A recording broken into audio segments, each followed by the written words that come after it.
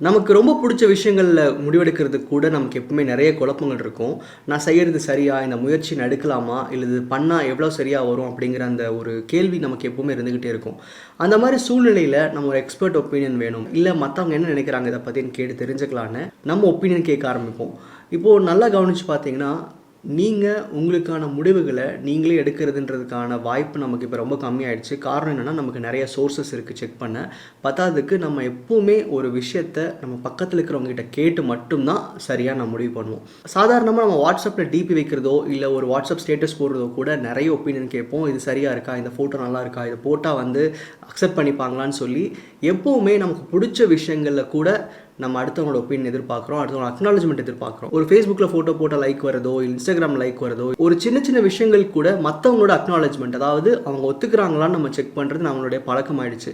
அப்போது நம்ம ஒரு பெரிய டெசிஷன் எடுக்கணும், நம்ம லைஃப்பில் வந்து நிறைய விஷயங்களை மாற்றணும் அப்படின்னா, ஒரு குழப்பமான சூழ்நிலை வரதுக்கான முதல் காரணம் நம்ம வந்து எப்பவுமே அடுத்தவங்களை டிபெண்ட் பண்ணியிருக்கோம்னு சொல்லலாம். இப்போ எனக்கு வந்து இந்த வேலை பிடிக்கல, நான் வந்து ஒரு பிஸ்னஸ் ஸ்டார்ட் பண்ணலாம்னு நினைக்கிறேன்னா, அதுக்கு நான் போய் 2 பேர்த்து ஒப்பீனியன் கேட்குறேன் அப்படின்னா, அவங்க இந்த துறையில் எக்ஸ்பர்ட்டாக இருக்கணும். அவங்க இதை பற்றி தெரிஞ்சிருக்கணும். அது மாதிரி இப்போ நீங்கள் ஒரு பிஸ்னஸ் ஸ்டார்ட் பண்ணணும்னு நினைக்கிறீங்க அப்படின்னா, அவங்க அந்த துறையில் வந்து பிஸ்னஸ் பற்றி நல்லா தெரிஞ்சிருக்கணும். நீங்கள் எந்த துறையை பற்றி ஒருத்தர்கிட்ட ஒப்பீனியன் கேட்குறீங்களோ, இல்லை எந்த செயல் பற்றி, இல்லை உங்களுடைய எந்த முடிவுகள் நீங்கள் தெரிஞ்சுக்கணும்னு நினைக்கிறீங்களோ, அதில் நீங்கள் கேட்குற ஆட்கள் வந்து எக்ஸ்பீரியன்ஸ்டாக இருந்தால் மட்டும்தான் உங்களுக்கு கிடைக்கிற ஒப்பீனியன்ஸ் வந்து எப்பவுமே சரியாக இருக்கும். நல்லா யோசிச்சு பாருங்கள். இப்போ நீங்கள் ஒரு விஷயத்தின் மேலே வந்து முடிவெடுக்க முடியாமல் குழப்பமாக இருக்கீங்க, ஆனால் அந்த டெசிஷன் வந்து கண்டிப்பாக எடுக்கணும் அப்படிங்கிறப்போ, நீங்கள் யார்கிட்டலாம் ஒப்பீனியன் கேட்டிங்கன்னு நினச்சி பாருங்கள். மேக்ஸிமம் பார்த்தீங்கன்னா அந்த துறைக்கு சம்மந்தப்படாத, அந்த அட்வைஸை கொடுக்க முடியாத ஃப்ரெண்ட்ஸ் கிட்ட தான் கேட்டிருப்பீங்க. உங்களுக்கு லைஃப் பார்ட்னர் சூஸ் பண்ணணும், வீட்டில் அரேஞ்ச் மேரேஜ் பண்ணால் கூட நீங்கள் கேட்குற ஒப்பீனியன்ஸ் வந்து உங்கள் மேக்ஸிமம் ஃப்ரெண்ட்ஸ் கிட்ட கேட்பீங்க.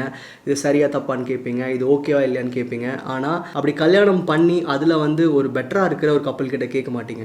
இப்போது சிம்பிளாக நான் என்னோட எக்ஸாம்பிள் எடுத்துக்கலாமே. நான் வந்து யூடியூப் பண்ணிட்டுருக்கேன். இதே என் ஃபுல் கரியராக பண்ணலாமா நான் கேட்குற ஆட்கள் வந்து ஒரு வேளை இந்த ஃபீல்டில் வந்து எக்ஸ்பர்ட்டாக இருக்காங்க. ஃபார் எக்ஸாம்பிள் நான் வந்து போய் மதன் கௌரி கிட்ட இந்த கொஷினை கேட்டேன் அப்படின்னா, யூடியூப் தொடர்ந்து பண்ணலாமா, கெரியர் பெட்டராக வருமானு கேட்டால் அவங்களோட ரிப்ளை வேறு மாதிரி இருக்கும். ஆனால் இதே யூடியூப்னு என்னென்னே தெரியாத ஒரு இன்ஜினியரிங் ஃப்ரெண்டோ, இல்லை இப்போது ஒரு ஆடிட்டிங்கில் ஒர்க் பண்ணிருக்க ஃப்ரெண்டுக்கிட்ட போய் கேட்டேன் அப்படின்னா, அவங்க எனக்குள்ளே ஒரு சின்ன ஒரு குழப்பத்தான் க்ரியேட் பண்ணுவாங்க.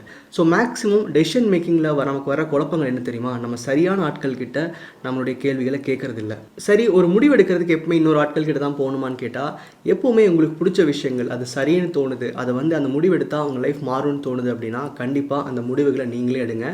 எப்பவுமே நம்ம ஒரு டெசிஷன் எடுக்கணும்னு வச்சுக்கோங்களேன். இப்போ நாளைக்கு வந்து அது நீங்கள் கண்டிப்பாக ஹோப்ஃபுல்லாக ஃபாலோ பண்ணுவீங்க. இன்னொருத்தர் டெசிஷன் அப்படிங்கும்போது உங்களுக்கு எப்பவுமே ஒரு குழப்பம் இருக்கும், சரியாக வருமா என்னன்ட்டு. எப்பவுமே நம்ம சிந்தனை நம்மளுடைய யோசனையாக இருந்துச்சுன்னா அந்த டெசிஷன்ஸ் வந்து எப்பவுமே கடைசி வரைக்கும் ஸ்டிக் பண்ணுவோம். அது நடக்கும்னு சொல்லி நம்பிக்கை நமக்கு இருக்கும். இந்த மாதிரி அடுத்தவரோட முடிவை நீங்கள் எடுத்துக்கும் போது, இல்லை அதிகமாக ஒப்பீனியன்ஸ் கேட்கும்போது, செகண்ட் ஒப்பீனியன்ஸ் அதிகமாக கேட்கும்போது உங்களுக்குள்ளே நிறையா செல்ஃப் டவுட்ஸ் வருது. அங்கே தான் வந்து உங்களோட கான்ஷியஸ்க்குள்ள நிறைய ஆசிலேஷன்ஸ் வருது. ஒரு முடிவு எடுக்க முடியாமல், இல்லை அந்த எடுத்த முடிவுகளை சரியாக செயல்படுத்த முடியாமல் போகிறதுக்கான முக்கியமான காரணமே செகண்ட் ஒப்பீனியன்ஸ்ன்ற பேரில் அதில் எக்ஸ்பர்ட்டே இல்லாத சில பேர்கிட்ட நீங்கள் பேசுகிறது தான்.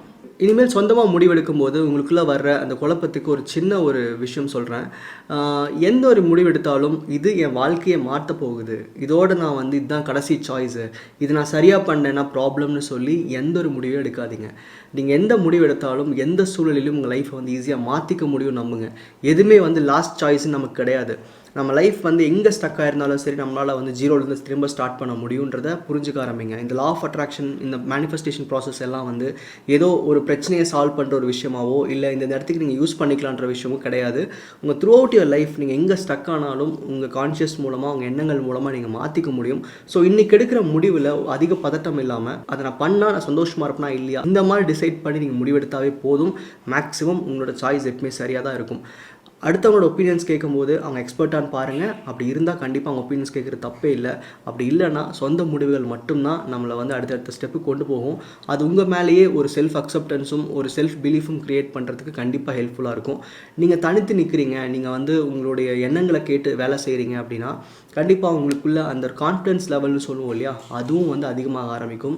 இது சொந்தமாக முடிவெடுக்கிறவங்க எல்லாத்துக்குமே இது புரிஞ்சிருக்கும்.